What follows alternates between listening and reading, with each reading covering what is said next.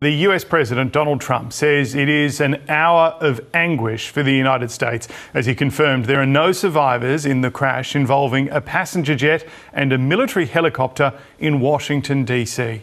64 people were on the American Airlines flight and 3 on the US Army helicopter when the mid-air collision happened. 28 bodies have been recovered so far.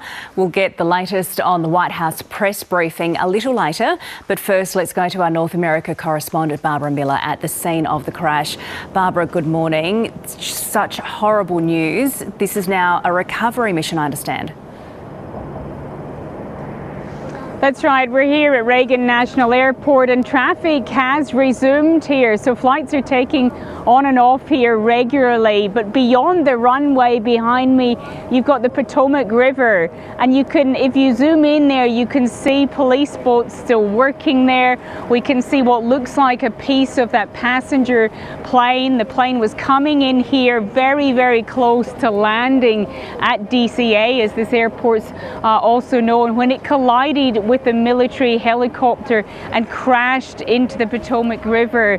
It was a major search and rescue operation throughout the night, but this morning local time authorities saying they do not believe anyone has survived. That's a total of 67 people, 3 on the helicopter, 64 passengers and crew on that plane, which was coming here into Washington from Kansas. And we're starting, of course, to hear a little bit about the people who have been caught up in this tragedy, the people who've been killed, and they include a number of competitive ice skaters who'd been taking part in the National US Figure Skating Championships in Kansas. So the Boston Figure Skating Club, for example, saying that it has lost 2 teenage skaters, their moms who were traveling with them, and a couple of coaches. But we haven't heard yet about all the potential nationalities impacted by this tragedy, but the White House saying that they expect to release that information soon. We heard earlier from President Donald Trump expressing condolences initially, or first of all, for those caught up in this tragedy. Sadly, there are no survivors. This was a dark and excruciating night in our nation's capital and in our nation's history, and a tragedy of terrible proportions. As one nation, we grieve for every precious soul that has been taken from us so suddenly. And Barbara, the US President also assigned blame. What's he said?